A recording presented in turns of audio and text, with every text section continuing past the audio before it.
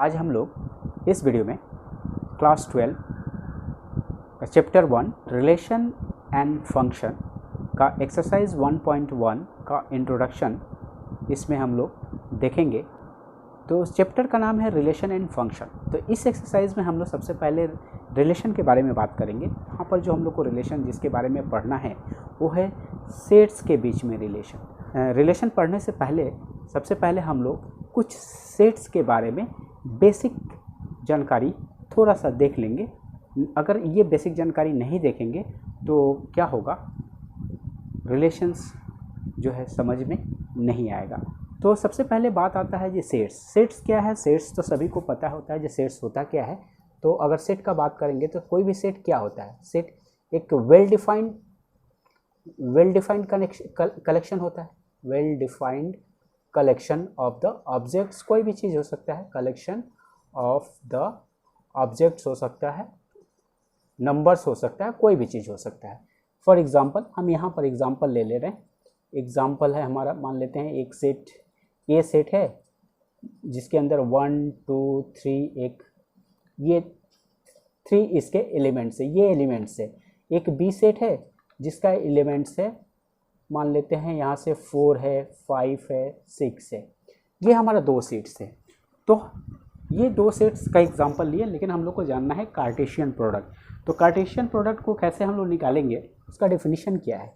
Cartesian product क्या होता है, is a set of all ordered pair,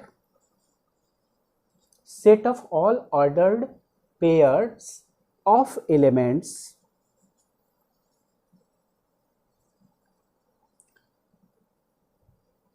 from set A, ये जो सेट ये है, from set A and set B। तो ऑर्डर्ड पेयर, अब यहाँ पर एक नया टर्म आ गया, वो ऑर्डर्ड पेयर। ये ऑर्डर्ड पेयर क्या होता है, ये ऑर्डर्ड पेयर क्या होता है। ऑर्डर्ड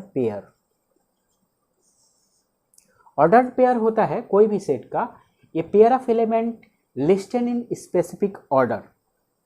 ये पेयर ऑफ एलिमेंट लिस्टेड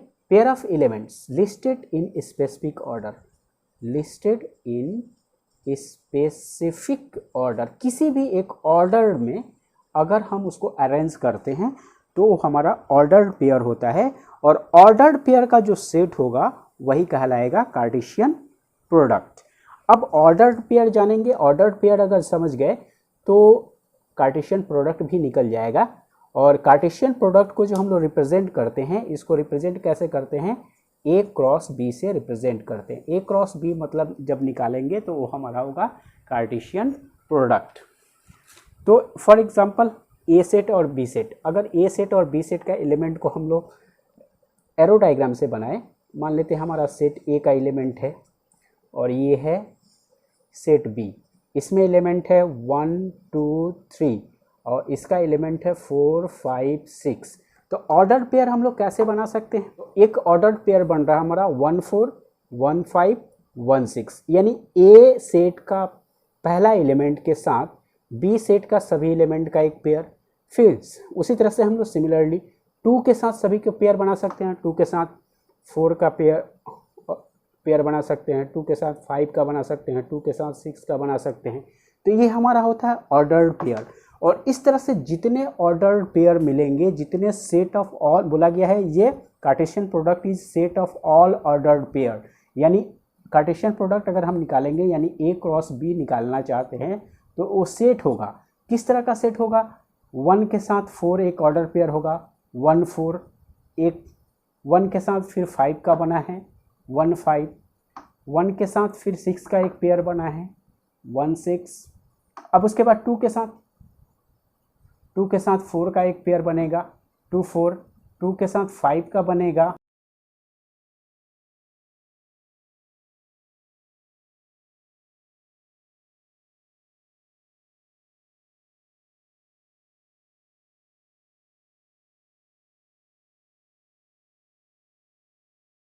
ये जितने भी ऑर्डर्ड पेयर आए हैं इन सभी को हम लोग क्या बोलेंगे, ये हमारा ये ऑर्डर्ड पेयर का सेट है, set of all ordered pairs, ये कहलाता है ए क्रॉस बी। यानी हम लोग को रिलेशन पढ़ने से पहले कार्टेशियन प्रोडक्ट यानी ए क्रॉस बी पता होना चाहिए। तो अभी हम लोग देखेंगे रिलेशन का डेफिनेशन। तो एक रिलेशन होता क्या है, तो रिलेशन का डेफिनेशन हम लोग यहाँ पर सबसे पहले देखेंगे। तो एक रिलेशन को यहाँ पर डिफाइन किया गया है, a relation R from set A to set B is a subset of Cartesian product.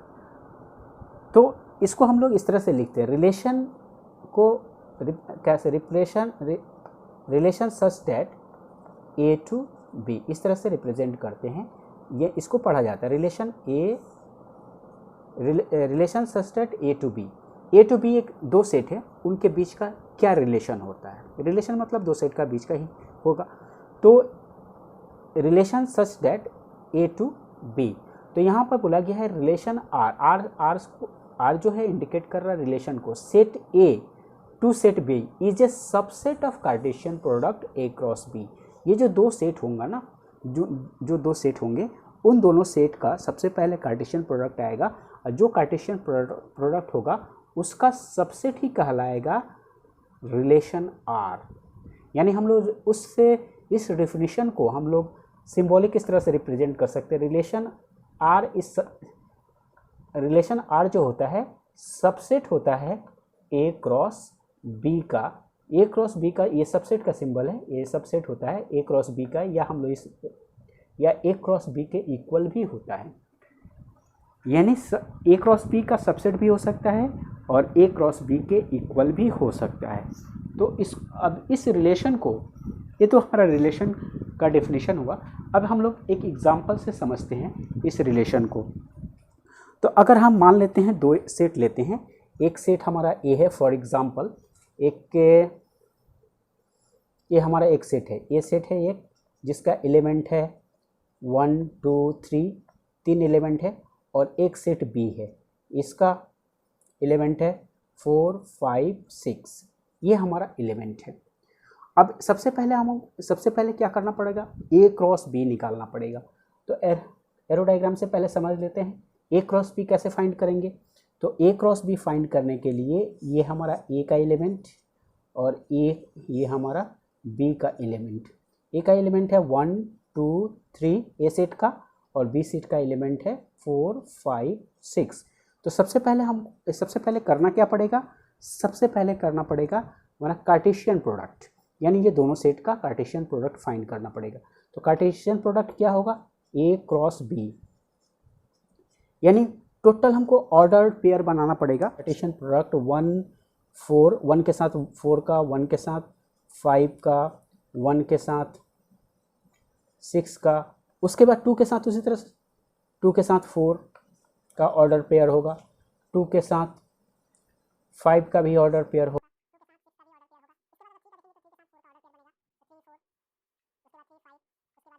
इसमें से कोई भी अगर ऑर्डर पेयर लेते हैं, कोई भी ऑर्डर पेयर ले लें तो वो कहलाएगा ए क्रॉस बी का सबसेट। अगर मान लेते हैं फॉर एग्जांपल हम इसमें से 2 4 ले लिए और 3 6 ले लिए, उसमें से अगर हम बाहर निकाल लें तो ये जो 2 4 और 3 6 जो होगा ये उसका सबसेट कहलाएगा। तो जो सबसेट होगा, मान लेते हैं इसमें से हम 2 4 एक ऑर्डर पेयर को ले लिए और 3 6 एक ऑर्डर पेयर ले लिए, जिसका हम नाम दिए ये है आर। तो ये जो 2 4 और 3 6 जो ऑर्डर पेयर है ये क्या है, ये subset of A cross B है। ये जो है subset of A cross B, यानी ए क्रॉस बी का जो सेट मिला था उसी का ये पार्ट है। देखिए 2 4 3 6, तो ए क्रॉस बी का ही सबसेट है, एक ही रिलेशन है। तो लेकिन अगर रिलेशन को लिखना होता है तो हम लोग लिखते कैसे हैं, रिलेशन को लिखा जाता है। अब हम लोग किसी भी सेट को दो तरह से लिख सकते हैं। एक तो हम लोग सेट को रिप्रेजेंट करने का दो तरीका है, या तो हम लोग रोस्टर फॉर्म में लिख सकते हैं, यही ना, रोस्टर फॉर्म में लिख सकते हैं, और नहीं तो हम लोग सेट बिल्डर फॉर्म में लिख सकते हैं। Set builder form. तो ये जो यहाँ पर जो सेट का एग्जांपल दिया गया है, ये सेट और ये सेट जो है ये रोस्टर फॉर्म है। लेकिन ज़्यादातर रिलेशन जो लिखा रहता है वो सेट बिल्डर फॉर्म में लिखा रहता है।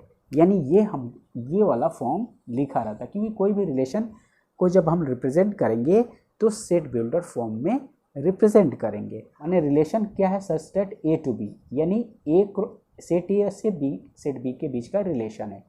अब वो रिलेशन हम रिप्रेजेंट कर ले, मान लेते रिलेशन, पहला रिलेशन इस तरह से, किस तरह से,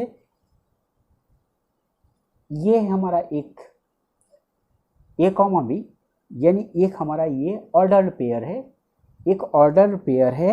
ये ऑर्डर पेयर इस तरह से है सच दैट ये order pair A B, A है, A belongs to set A और B belongs to set B. इस तरह से है कि 2a इक्वल टू है b का, और ये जो है for all value, for every, for ये जो सिंबल है फॉर एवरी है, फॉर एवरी ए जो है एलिमेंट है, every element A belongs to A and every element B belongs to set B. ये हमारा एक रिलेशन है। ये रिलेशन को इस तरह से रिप्रेजेंट करते हैं। अब इसका मतलब क्या हुआ? इसका मतलब ये हुआ, ये ए क्रॉस बी का एक सेट है, ये सारा पूरा टोटल, इस सेट का कोई ना कोई ये सबसेट होगा। अब इसी में से चूज करेंगे ए बी को इस तरह से चूज करेंगे जिसमें कि ये रिलेशन को सेटिस्फाई करे। इसका मतलब ए का वैल्यू से बी का वैल्यू डबल होना चाहिए। तो इसमें ए का वैल्यू कौन सा है, कौन ए है? ये पहला एलिमेंट ए है, दूसरा बी है। ये इसका पहला जो ऑर्डर पेयर है, ऑर्डर पेयर का पहला एलिमेंट जो है ए है और ये बी है। अब इस तरह से रिलेशन जो मिल रहा है, यहाँ पर रिलेशन मिले, ए का वैल्यू 2 है तो बी का वैल्यू 4 है, ए से बी जो है डबल है। और एक ऐसा रिलेशन को ढूंढना है, यहाँ ए का ये है, यहाँ पर 3 तो बी है 6। ये देखिए अब यहाँ पर क्या हो रहा है, ए का वैल्यू अगर 3 होगा तो बी का वैल्यू 6 होना चाहिए। तो ये एक रिलेशन, ये हमारा सेट बिल्डर फॉर्म है। उसी रिलेशन को अगर हम लोग रोस्टर फॉर्म में लिखेंगे तो इस तरह से लिखेंगे, ए का वैल्यू अगर 2 होगा तो बी का वैल्यू क्या होगा, 4 होगा, और ए का वैल्यू अगर 3 होगा तो बी का वैल्यू 6 होगा। तो ये हमारा एक रिलेशन है। सेट बिल्डर फॉर्म का जो रिलेशन है ये हमारा रोस्टर फॉर्म में आ गया। ये हम रोस्टर फॉर्म में लिखकर इस तरह से लिख सकते हैं कि ये वाला जो ऑर्डर पेयर है, यानी 2 4 और 3 6 जो ऑर्डर पेयर है, इसका एक रिलेशन है। अगर इसी को हम लोग अगर एरो डायग्राम करके बनाएं तो ये हमारा सेट ए और ये हमारा सेट बी। इसका एलिमेंट 1 है, 2 है, 3 है, और इसका एलिमेंट 4 5 6 है। तो इसमें रिलेशन किसके किसके बीच है? रिलेशन, इसमें रिलेशन निकालना है किसमें, ए टू बी। तो 2 के साथ 4 का रिलेशन है और 3 के साथ 6 का रिलेशन है। यानी इस तरह से आएगा, 2 के साथ 4 का रिलेशन है और 3 के साथ 6 का रिलेशन है। तो यहाँ ये रिलेशन है ए टू बी। दूसरा एक रिलेशन को देखते हैं। यहाँ एक रिलेशन दिया गया है सेट बिल्डर फॉर्म में। ए बी एक ऑर्डर पेयर है। इस तरह का ऑर्डर पेयर है कि ए प्लस बी का जो वैल्यू होगा ग्रेटर देन, ये भी रिलेशन 2 में देखिए, ए बी एक ऑर्डर पेयर, तो a b such that a plus b का वैल्यू जो होगा ग्रेटर देन और इक्वल टू 8 होना चाहिए। और साथ साथ for every a belongs to A, यानी ए जो है ना सेट ए से बिलोंग कर रहा और बी जो बिलोंग कर रहा सेट बी, 8 देगा। ये 2 6 जो होगा, यानी R2 रिलेशन जो होगा 2 6 इस कंडीशन को सेटिस्फाई कर रहा। 2 + 6 8 होगा, 8 के इक्वल होना चाहिए, नहीं तो ग्रेटर देन होना चाहिए। तो 2 6 पहला ऑर्डर पेयर आएगा। उसके बाद आगे बढ़ते हैं, 3 4 ऐड करेंगे 7 देगा, 3 5 ये भी 8 देगा, यानी 3 5 भी हमारा एक ऑर्डर्ड पेयर होगा। उसके बाद 3 6 9 देगा, तो यहाँ तो ग्रेटर देन 8 है, यानी 3 6 भी हमारा एक ऑर्डर्ड पेयर इस रिलेशन को। तो ये हमारा रिलेशन हो गया। तो ये हमारा सेट बिल्डर रोस्टर फॉर्म में हो गया, ये सेट बिल्डर फॉर्म में दिया हुआ है। अगर इसी को एरो ड्राइव कर एरो डायग्राम करके बनाए तो किस तरह से रिलेशन आया, ये हमारा सेट ए, ये हमारा सेट बी, सेट ए का एलिमेंट 1 2 3 और सेट बी का एलिमेंट है 4 5 6। तो किसके किसके बीच में रिलेशन है, 2 के साथ 6 का रिलेशन है, 2 के साथ 6 का रिलेशन है, और 3 के साथ 5 का रिलेशन है, 6 का भी रिलेशन है। तो ये हमारा एक रिलेशन हुआ। तो यानी रिलेशन किस तरह से है, रिलेशन ए टू बी एक रिलेशन है। तो ये रिलेशन का एरो डायग्राम हुआ, यानी रिलेशन है subset of A cross B, या उसी को बोल सकते हैं रिलेशन क्या होता है, ए क्रॉस बी का जितने भी ऑर्डर पेयर हैं वो सब रिलेशन में आएंगे। ये हमारा रिलेशन होता है। अब कोई भी जब रिलेशन होता है तो उसमें कोई भी सेट होता है और दो सेट के बीच में जब रिलेशन होता है तो रिलेशन का हम लोग डोमेन ऑफ रिलेशन क्या होगा, रेंज ऑफ रिलेशन क्या होगा और कोडोमेन ऑफ रिलेशन क्या होता है, इसको अभी हम लोग देखेंगे। तो हम लोग सबसे पहले डोमेन को देखते हैं, डोमेन ऑफ ए रिलेशन। एक रिलेशन का डोमेन क्या होता है, डोमेन ऑफ ए रिलेशन। सबसे पहले इसका डेफिनेशन देखते हैं।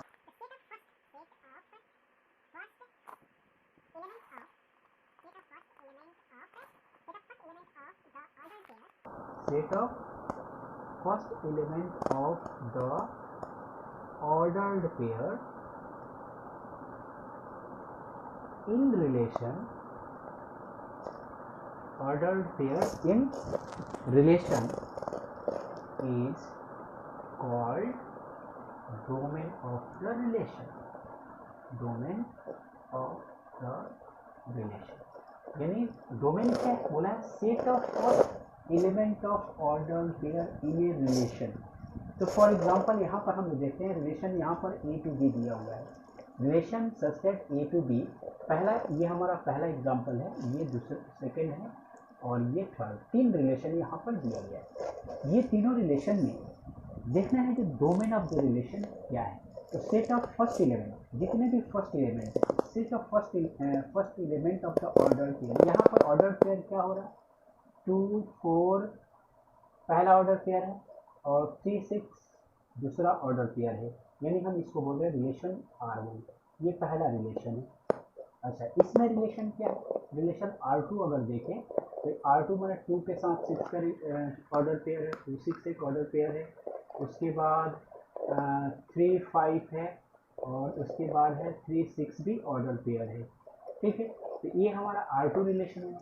R3 रिलेशन क्या है, R3 रिलेशन है 1 4 ऑर्डर पेयर पहला, दूसरा है 2 5 हमारा ऑर्डर पेयर है और तीसरा ऑर्डर पेयर 3 6 है। ये हमारा तीन रिलेशन है। अब इस रिलेशन में डोमेन ऑफ द रिलेशन का क्या, first element of the order pair, ये first element of the order pair, ये पहला एलिमेंट है, ये इसका पहला एलिमेंट है, यानी या इसका हो जाएगा डोमेन, इसका डोमेन हो जाएगा 2 3, इसका एक डोमेन है। इसका डोमेन क्या होगा, 1 2 3 फर्स्ट एलिमेंट, R3 का डोमेन हो जाएगा 1, ये first element first element first element, तो सेट ऑफ फर्स्ट एलिमेंट, तो 1 2 3 इसका डोमेन हो गया। इसका का डोमेन देखेंगे तो 2 3 3, तो दो बार तो डोमेन 3 3 लिखाएगा नहीं, सेट में तो एक बार इन नंबर को लिखते हैं। तो इसका डोमेन हो जाएगा R2 का डोमेन होगा सेट 2 3 3, फर्स्ट एलिमेंट 2 3 3, यानी 2 3 3, यानी लिखाएगा 2 3 नॉट 3 3, दो बार 3 नहीं लिखाएगा, सेट में रिपीटेशन ऑफ द एलिमेंट नहीं लिखाएगा, एक ही बार लिखा जाएगा। तो ये हमारा हो गया डोमेन। उसके बाद अगर डोमेन के बाद देखते हैं तो range of the range of the relation क्या होता है, रेंज ऑफ द रिलेशन। तो रेंज ऑफ द रिलेशन का अगर डेफिनेशन का देखेंगे तो range of set of second element of the order pair is called the range, set of second element of order pair, यानी set of the second element of the ordered pair is called range, range of the क्या relation. अब इसी example में देखते हैं, relation R1 में अगर देखते हैं, रिलेशन R1 में तो सेट ऑफ सेकंड एलिमेंट क्या हो, ये तो फर्स्ट एलिमेंट हो गया, 2 3 फर्स्ट एलिमेंट था, तो सेकंड एलिमेंट क्या होगा 4 6, तो R1 का रेंज हो जा रहा है, इसका रेंज हो जा रहा, इसका रेंज हो जा रहा 4 6 रेंज हो गया। इसका अगर देखते हैं R2 का यहाँ पर रेंज देख सकते हैं, R2 का रेंज होगा, रेंज क्या होगा सेकंड एलिमेंट 6 5 6 को कैसे लिखेंगे, 6 है 5 है 6 है, तो कैसे लिखेंगे 5 6, ये इसका रेंज होगा। इसका रेंज क्या होगा, रेंज होगा R3 रिलेशन का सेकंड एलिमेंट 4 5 6, इसका रेंज हो जाएगा, सेट होगा 4 5 6, ये हमारा रेंज हो गया। लास्ट आता है इसका कोडोमेन। कोडोमेन किसको बोलते हैं, codomain of the relation. Whole set B is called codomain, codomain of the relation। और होल सेट B हम यहाँ पर पढ़ रहे हैं set relation such that A to B, तो सेट B का होल सेट बोलने का मतलब कोई बात नहीं, 4 5 6 ये जो पूरा होल सेट में चाहे रिलेशन उसके साथ हो या ना हो, 4 5 6 4 5 6 4 5 6 यानी होल सेट, यानी डोमेन हो जाएगा पूरा। चाहे कोई भी रिलेशन देखें तो इसमें सभी रिलेशन का कोडोमेन है, कोडोमेन ऑफ द रिलेशन यहाँ पर जो देख रहे हैं कोडोमेन इक्वल टू है 4 5 6। यानी एक चीज़ नोट करेंगे, यहाँ जो कोडोमेन हो रहा है, कोडोमेन ये तो होल सेट B हो रहा है, यानी पूरा होल सेट B है, होल सेट B, तो होल सेट B जो होता है कोडोमेन होता है। रेंज क्या होता है, जिसके साथ रिलेशन यानी second element of the order pair का जो सेकंड एलिमेंट होता है वो रेंज होता है। तो यहाँ पर रेंज हमको 4 6 मिला था, यहाँ 5 6 मिला था, और यहाँ रेंज हमको 4 5 6 मिला था।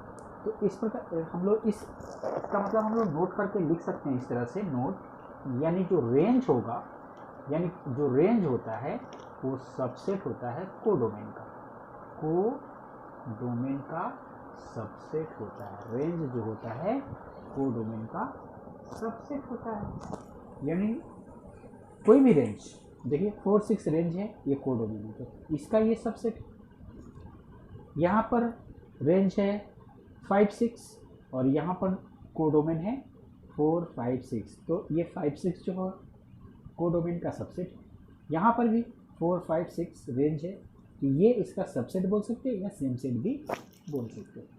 ओके, आगे हम लोग देखेंगे ये नंबर ऑफ रिलेशंस कितने होंगे और रिलेशन का टाइप क्या होगा, कितने तरह का रिलेशन बन सकते हैं, और रिलेशंस A to B होता है और रिलेशन A to A भी होगा, यानी सेम सेट के बीच में भी रिलेशन होगा। तो सबसे पहले नंबर ऑफ हम लोग रिलेशंस देख लेते हैं, जो रिलेशन कितना होता है, यानी कितने रिलेशन बन सकते हैं। अगर ये सेट A है और सेट B है तो नंबर ऑफ रिलेशन कितने बन सकते हैं। तो set A and set B में अगर नंबर मान लेते हैं, दो सेट है, एक सेट है हमारा A एंड एक सेट B है, तो इनके बीच में कितने रिलेशन बन सकते हैं, नंबर ऑफ टोटल रिलेशन क्या होगा। तो सबसे पहले A क्रॉस B जब हम लोग निकालते हैं तो ये आता है set of all possible relations of element of set A and set A to the elements of set B, elements of set B। और B जो है वो देता है set of all possible relation of elements of set A to element of set B, A cross B ये चीज़ हम लोग को बतलाता है। लेकिन अगर ये हम लोग को जानना है ये टोटल नंबर ऑफ तो कार्टेशियन प्रोडक्ट का टोटल नंबर ऑफ एलिमेंट कितना होगा? अगर कार्टेशियन प्रोडक्ट का बात करें तो number of elements in Cartesian product,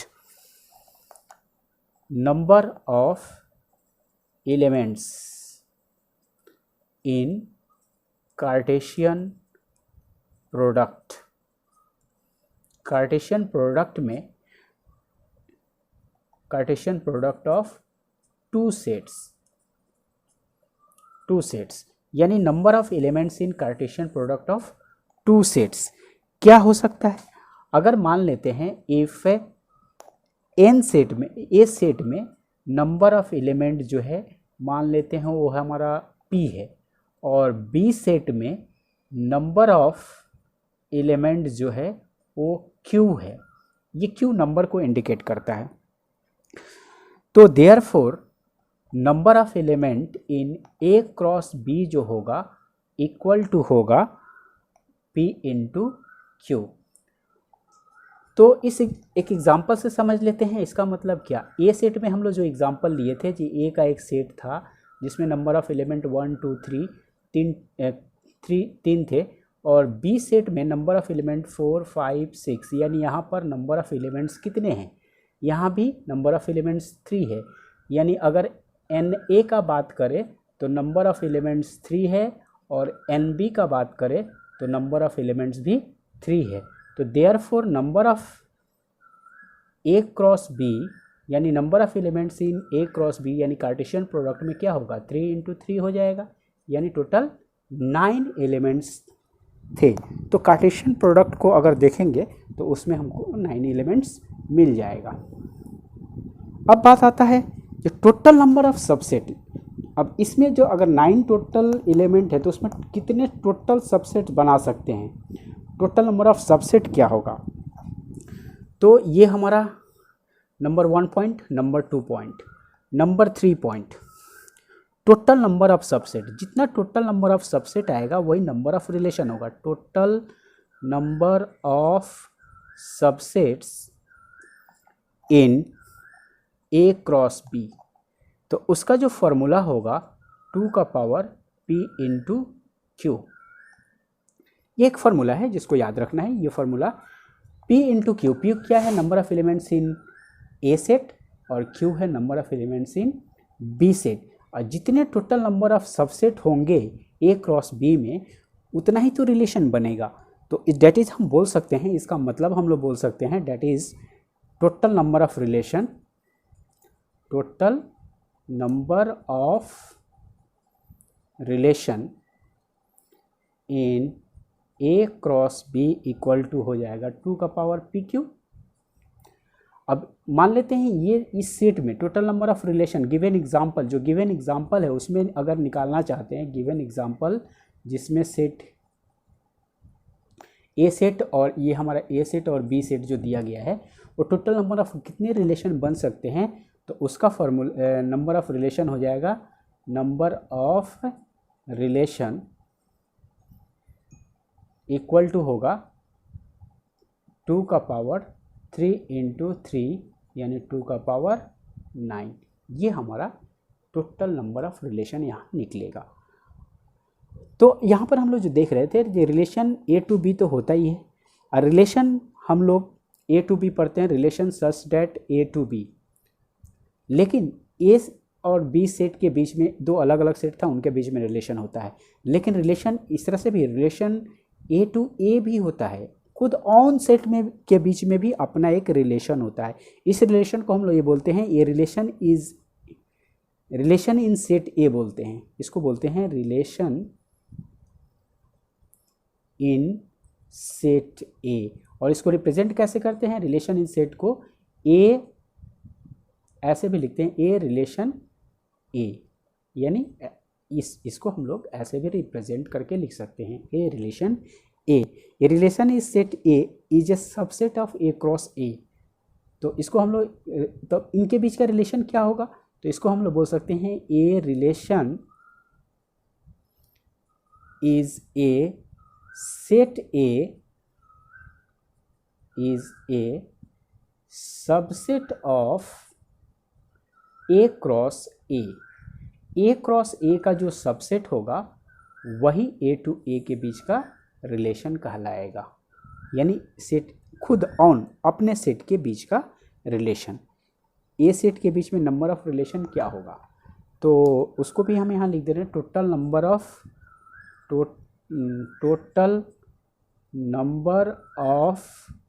relation in A cross A. A cross ए में टोटल नंबर ऑफ रिलेशन का फॉर्मूला होगा 2 का पावर n का स्क्वायर। ये 2 का पावर n होगा, उसके बाद n पर स्क्वायर होगा। ठीक, तो इस फॉर्मूला को याद रखेंगे, ख्याल रखेंगे। Total number of relation in set A set में जब होगा तो number of elements, number of relation का ये फॉर्मूला होगा। तो चलिए टाइप्स ऑफ रिलेशन को देखते हैं। पहला टाइप है एम्पटी रिलेशन। तो एम्पटी रिलेशन क्या होता है, यहाँ पर जो हम लोग रिलेशन देखेंगे, रिलेशन किसके बीच में देखेंगे, relation such that A to A. मान लेते हैं एक सेट है जिसका एलिमेंट 1 2 3 है। अब इस ए सेट के बीच में ही ए सेट का ही बीच का रिलेशन को ढूंढना है। ए 1 2 3, इसका एलिमेंट 1 2 3, यानी इनके बीच का ही रिलेशन, ए टू ए का ही रिलेशन को देखना है। यहाँ पर हमारे पास एलिमेंट है ए 1 1 2 3। ए एलिमेंट का ए एक सेट है, उसका एलिमेंट 1 2 3 है। तो ए के एलिमेंट इसी ए एलिमेंट का ही खुद ए एलिमेंट के बीच का एक रिलेशन हो। तो यहाँ पर हमको पहले सबसे पहले ए क्रॉस ए फाइंड करना होगा। कोई भी रिलेशन करने के लिए पहले ए क्रॉस ए, अगर ए क्रॉस ए फाइंड करते हैं तो यहाँ पर हमको ऑर्डर पेयर बनाना पड़ना। 1 के साथ 1 का रिलेशन होगा, 1 के साथ 2 का होगा, 1 के साथ 3 होगा। तो ऑर्डर पेयर 1 का 1 ऑर्डर पेयर 1 2 होगा, 1 के साथ 3 का होगा। उसके बाद यहाँ पर 2 के साथ 1 का, 2 के साथ 2 का, 2 के साथ 3 का, यानी और 3 3, ये लास्ट ऑर्डर पेयर हमारा हुआ। ए क्रॉस ए कार्टेशियन प्रोडक्ट पहले फाइंड कर लिए। तो एम्पटी रिलेशन एक ऐसा रिलेशन होता है जिसमें no element of A is related to any element of A, यानी हम इसका डेफिनेशन बोल सकते हैं, if no element of set A is related to any element of A, any element of A। अब एक रिलेशन एग्जांपल लेते हैं। फॉर एग्जांपल R1 एक रिलेशन, तो ए बी एक ऑर्डर पेयर है, ए बी सच दैट है a minus b equal to 10 for every a belongs to A and b belongs to A, यानी ए एलिमेंट और b element set A और set ए से ही related है, दोनों set ए से ही related है। अब इस तरह का रिलेशन को ढूंढते हैं, ए माइनस बी इक्वल टू 10 आएगा। देखिए यहाँ पर 1 minus 1 1 minus 2 1 minus 3 1 minus 2 minus 1, यहाँ पर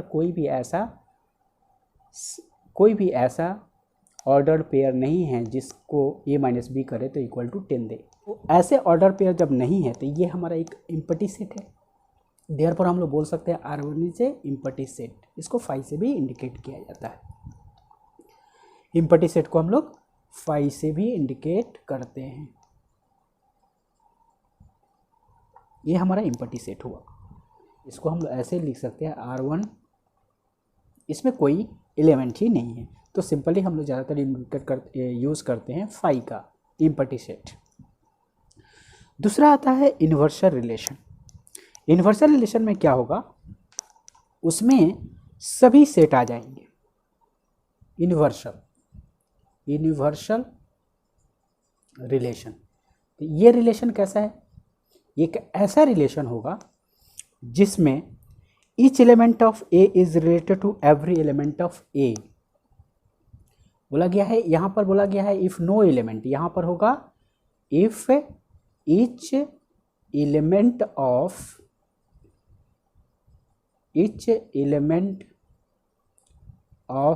A is related to every element of A.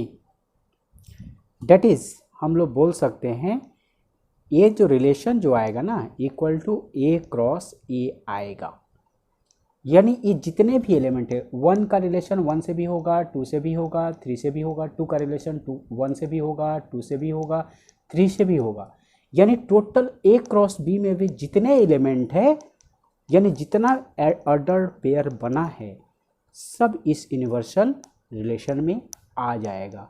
तो इसको समझने के लिए अगर हम यहाँ बोले ए और ये भी है सेट ए, तो relation such that A to A का रिलेशन है, यहाँ पर एलिमेंट है 1 2 3, तो यहाँ इसका भी एलिमेंट है 1 2 3। इस डेफिनेशन से देखिए each element of A is related to every element of A, तो ईच एलिमेंट ए का 1 से रिलेशन है, 2 के साथ भी पेयर बना रहा है, 3 के साथ भी ऑर्डर पेयर बना रहा है, 2 जो है 1 के साथ ऑर्डर पेयर बनाएगा, 2 के साथ बनाएगा, 3 के साथ भी ऑर्डर पेयर बनाएगा, 3 जो है 1 के साथ, 3 जो है 2 के साथ, और 3 के साथ भी ऑर्डर पेयर बनाएगा। इसका बोलने का मतलब ये टोटल ए क्रॉस बी जो ऑर्डर पेयर है वो टोटल आ जाता है यूनिवर्सल रिलेशन में।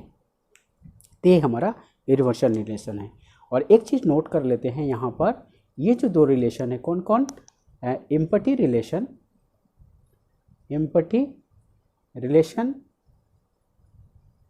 एंड यूनिवर्सल रिलेशन, ये दोनों को यूनिवर्सल रिलेशन, इन दोनों को एक साथ ट्रिवियल रिलेशन भी बोला जाता है। ट्रिवियल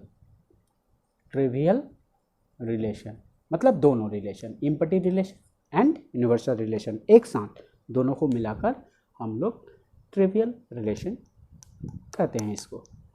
ठीक है।